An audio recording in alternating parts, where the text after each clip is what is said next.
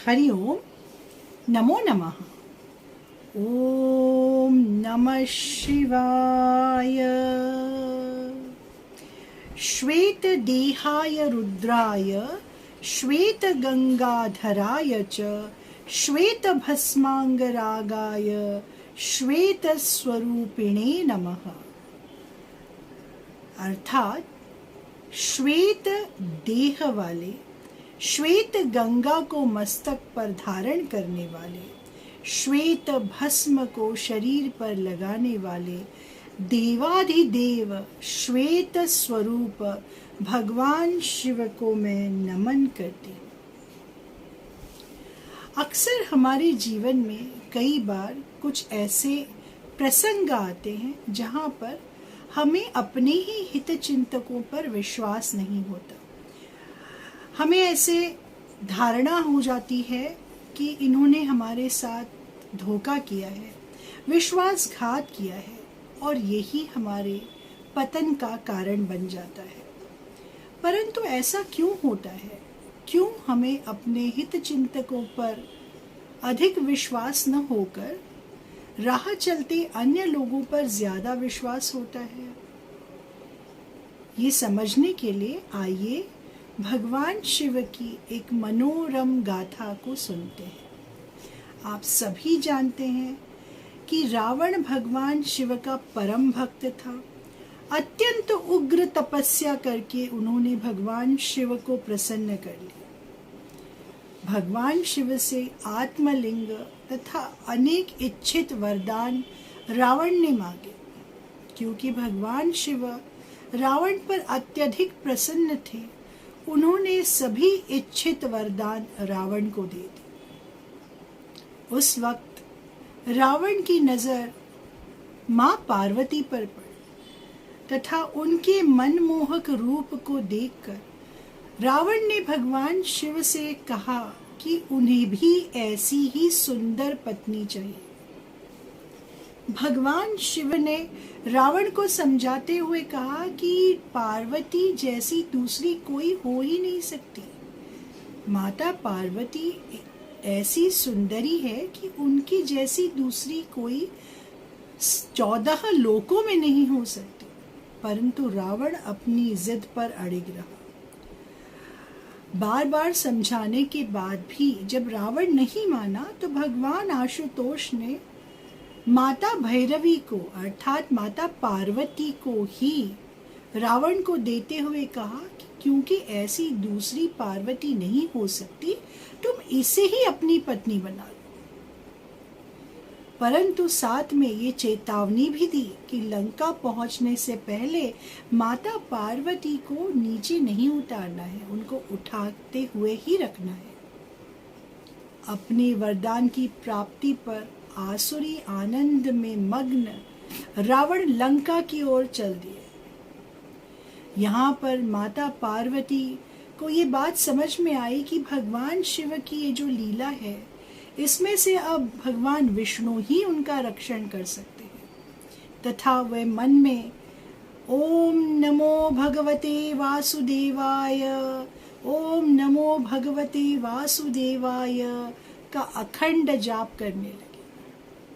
भगवान विष्णु ये जान गए कि उन्हें क्या करना है तथा माता पार्वती को रावण के चंगुल से बचाने के लिए उन्होंने एक साधारण मनुष्य का वेश धारण किया तथा रावण जिस राह से माता पार्वती को उठाकर ले जा रहे थे, वहां पर भगवान विष्णु आकर खड़े हो गए तथा उन्होंने रावण को आवाज देते हुए कहा, आप तो कोई बहुत बड़े राजा लगते हो, बलशाली लगते हो। आपके चेहरे पर राजवंश का या उच्च कुल का तेज है।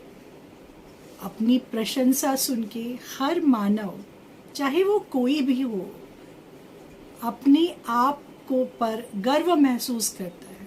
फिर वो तो लंकाधिपति रावण थे। जैसे ही उन्होंने अपनी तारीफ सुनी, वे फूल कर कुप्पा हो गए। आगे भगवान विष्णु, जो कि एक साधारण मनुष्य के रूप में थे, उन्होंने रावण की और प्रशंसा की और उसके पश्चात हल्के से कहा कि जब आप इतने बड़े राजा हो, सम्राट हो, बलशाली हो, तो ऐसी कुलक्षणी दिखने में जो बिल्कुल भी सुंदर नहीं है, ऐसी कुरूपा को क्यों उठा के ले जा रहे हैं? भगवान विष्णु के वचन सुनकर रावण अत्यधिक कुपित हो गया। उसने कहा, अरे मूर्ख, ये साक्षात पार्वती है और भगवान शिव ने इन्हें मुझे दिया है और मैं इन्हें अपनी पत्नी बनाने के लिए लंका लेके जा रहा हूं। तब ब्राह्मण बने भगवान विष्णु ने कहा, ठीक है भाई, तुम्हारी मर्जी, परंतु मुझे तो लगता है कि आप जैसे तेजस्वी पुरुष को ऐसी ही तेजस्वी नारी चाहिए, जबकि ये तो बिल्कुल भी सुंदर नहीं है। उस ब्राह्मण रूपी भगवान विष्णु की बात को अनसुना कर रावण अपनी राह पर आगे बढ़ने लगे। कुछ देर पश्चात वहां पर अचानक वापस भगवान विष्णु एक दूसरे मनुष्य के रूप में आ गए तथा उन्होंने कहा, अरे आप कौन से राजा हो, कौन से देश के राजा हो? आपको देखते ही मेरा मस्तक आपके सामने झुक जा रहा है। आप पराक्रमी लगते हो, वीर लगते हो, परंतु ये ऐसी कुरूपा को क्यों उठाकर ले जा रहे हो? अब यहाँ पर रावण के मन में हल्के से शंका उत्पन्न हुई कि ये क्या बात हुई। उस मनुष्य ने भी यही कहा, ये आदमी भी यही कह रहा है, परंतु फिर उन्होंने सोचा कि नहीं, ये इन लोगों को कोई भ्रम है, ऐसा नहीं होगा, और वे अपनी राह पर आगे बढ़ने लगे।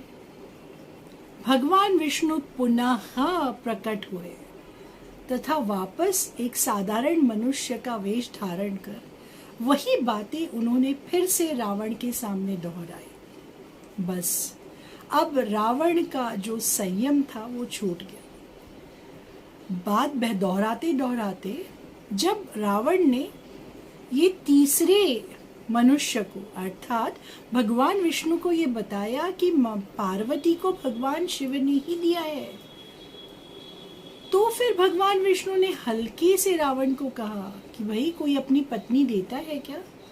और भगवान देवताओं का तो काम ही है राक्षसों से छल करना। जरूर उन्होंने तुमसे कोई छल किया है और पार्वती को न देते हुए उनके प्रति रूप में ये कुरूपा आपको सौंप दी गई है। ऐसे ही हमारे साथ भी होता है। कई लोग हमें अपनों के बारे में कुछ ऐसी बातें बताते हैं जिसे सुनकर हमारे मन की श्रद्धा भी संशयित होने लगती है। हमें अपनों पर ही श्रद्धा नहीं रहती या हमारे मन में संदेह आने लगता है। रावण के मन में भी वह संदेह आने लगा, और जब संदेह आता है तो मनुष्य अपना विवेक अर्थात अपनी सूझबूझ की शक्ति ही भूल जाता है। उस क्षण उस साधारण मनुष्य, वे थे तो साक्षात भगवान विष्णु, पर रावण के लिए तो एक साधारण मनुष्य थे। पर उस साधारण मनुष्य की बात सुनकर रावण ने अपने देवाधिदेव महादेव, जिनका वो परम भक्त था, जिन्होंने उन्हें इतने सारे वरदान दिए थे, इच्छित शक्तियां दी थी, अपनी पत्नी भी दी, उनके बारे में भी रावण के मन में संदेह होने लगा। और इस संदेह को दूर करने के लिए थोड़े आगे बढ़कर रावण ने माता पार्वती को जमीन पर उतारा कि मैं तो देखूं कि ये कौन है। जैसे ही माता पार्वती को रावण ने जमीन पे उतारा, वो जमीन से एक रूप हो गई, वो धरती माता से जुड़ गई। उन्हें ही हम भद्रकाली माँ के रूप में पूजते हैं। अब रावण हताश हो गया, अरे ये क्या हो गया, माता पार्वती तो धरती के साथ एक रूप हो गई, अब मैं क्या करूं? जब हम संकट में होते हैं, जब कोई ऐसा अनुभव हमें आता है कि हमारे पास कोई और विकल्प नहीं होता, तो तब हमें हमारे उन्हीं हितचिंतकों को याद आती है, उन्हें ही हम स्मरण करते हैं, उनके पास ही हम अपने दुख निवारण हेतु जाते हैं।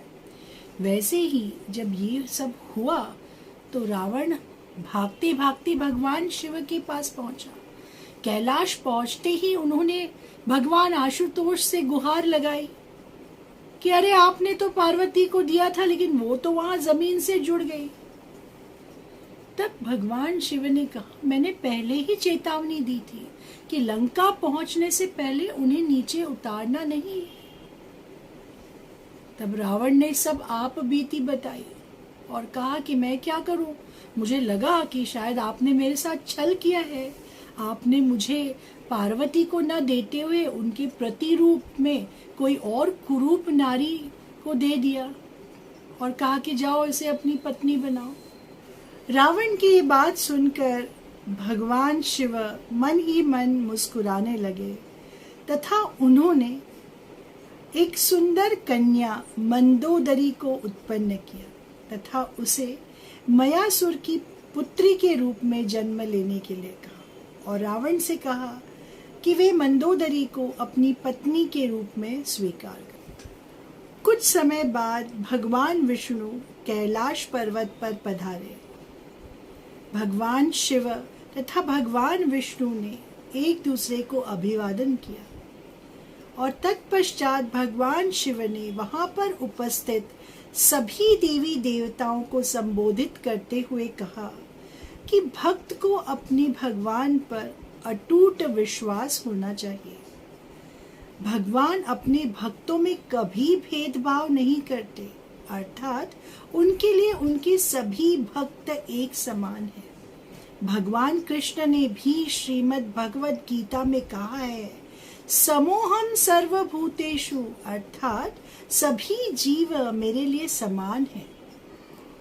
तात्पर्य ये है कि भगवान के लिए उनके सभी भक्त समान हैं और भगवान जब अपने भक्तों पर प्रसन्न होते हैं तो उस समय उन वरदानों को देते हुए वो ये जरा भी नहीं सोचते कि वे क्या दे रहे हैं। वे चाहे तो सारे लोगों का राज्य, सभी सुख सुविधाएं, सभी संसार की संपत्ति भी अपने भक्तों पर लुटा दें, परंतु ये भक्त ही होते हैं जिनको तनिक भी कष्ट अगर प्राप्त हो तो वे अपने इष्ट देवता पर ही संदेह करने लगते हैं। भगवान शिव ने आगे कहा कि मैंने अपनी अत्यंत प्रिय अर्धांगिनी भैरवी को रावण की तपस्या के फल स्वरूप दे दिया, परंतु रावण ने मुझ पर ही संदेह किया। सिर्फ संदेह नहीं किया, मुझ पर छल करने का लांछन भी लगाया और इसी कारण रावण की भक्ति मिथ्या है, झूठ है, आडंबर है। यह अनन्य या अविचलित भक्ति नहीं है। अर्थात भगवान तो सर्वव्यापी हैं, उन पर कभी भी संदेह नहीं करना चाहिए। यदि हमारे मन में हमारे इष्ट देवता के लिए तनिक भी संदेह उत्पन्न हो तो इसका एक ही अर्थ है कि हमारी भक्ति, हमारी श्रद्धा, हमारा विश्वास सत्य नहीं है, अपितु मिथ्या है, झूठ है और ये भक्ति ऐसी नहीं होनी चाहिए। भक्ति जो होती है वो पूर्ण समर्पण का नाम है और जहाँ पूर्ण समर्पण होता है वहाँ जरा भी संदेह नहीं होता। भगवान शिव की इस अनुपम गाथा को सुनने के पश्चात हमें यही सीख लेनी चाहिए कि अपने माता पिता, अपने हितचिंतक तथा अपने ऐसे मित्र जो सदैव हमारा भला ही चाहते हैं, उनके किए गए कार्यों पर या उनकी कही गई बातों पर संदेह नहीं करना चाहिए। ऐसे क्षण में उस बाहरी व्यक्ति की जांच पड़ताल करनी चाहिए कि वह व्यक्ति कौन है, वो इस तरह से क्यों कह रहा है, इसके पीछे उसकी क्या मनीषा है, उसका क्या फायदा है। ये सब जानने के पश्चात ही किसी निष्कर्ष तक पहुंचना चाहिए। अर्थात सबसे प्रथम अपने हितचिंतकों पर, अपने मित्रों पर तथा जिन्होंने हमें जन्म दिया है उन माता पिता पर संदेह करना ही नहीं चाहिए। परंतु अगर दुर्भाग्यवश मन में संदेह निर्माण होता है तो उसका तुरंत ही निर्मूलन करना चाहिए, क्योंकि अगर यह संदेह रूपी बीज हमारे मन में प्रवेश करता है तो वह एक विष की भांति हमारी बुद्धि तथा विवेक को नष्ट करता है। तत्पश्चात मनुष्य का पतन निश्चित है। इसीलिए इस संदेह का संपूर्ण निर्मूलन अत्यंत आवश्यक है। स्वयं को इस संदेह रूपी विष से सदैव बचाकर रखना चाहिए। भगवान शिव की इस मनोरम गाथा को सुनने के पश्चात आइए हम भगवान भोलेनाथ की स्तुति का पाठ कर उनके श्री चरणों में प्रार्थना करें कि वे सदैव हम पर अपनी कृपा रखें, वे सदैव हमें सत्य तथा असत्य के अंतर को पहचानने की शक्ति प्रदान करें। ओम नमः शिवाय। ओम नमः शिवाय। अथ श्री शिवस्तुतिः।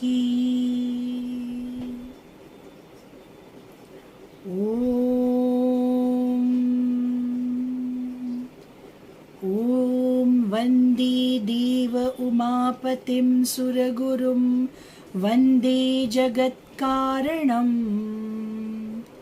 ॐ वन्दे देव उमापतिं सुरगुरुं वन्दे जगत्कारणम्। वन्दे पन्नगभूषणं मृगधरं वन्दे पशूनां पतिम्। वन्दे पन्नगभूषणं मृगधरं वन्दे पशूनां पतिम्। वन्दे सूर्यशशाङ्कवह्निनयनं वन्दे मुकुन्दप्रियम्। वन्दे सूर्यशशाङ्कवह्निनयनं वन्दे मुकुन्दप्रियम्। वन्दे भक्तजनाश्रयं च वरदं वन्दे शिवं शङ्करम्। वन्दे भक्तजनाश्रयं च वरदं वन्दे शिवं शङ्करम्। वन्दे भक्तजनाश्रयं च वरदं वन्दे शिवं शङ्करम्। वन्दे शिवं शङ्करम्। वन्दे शिवं शङ्करम्। ॐ नमः शिवाय। हरि ओम। नमो नमः।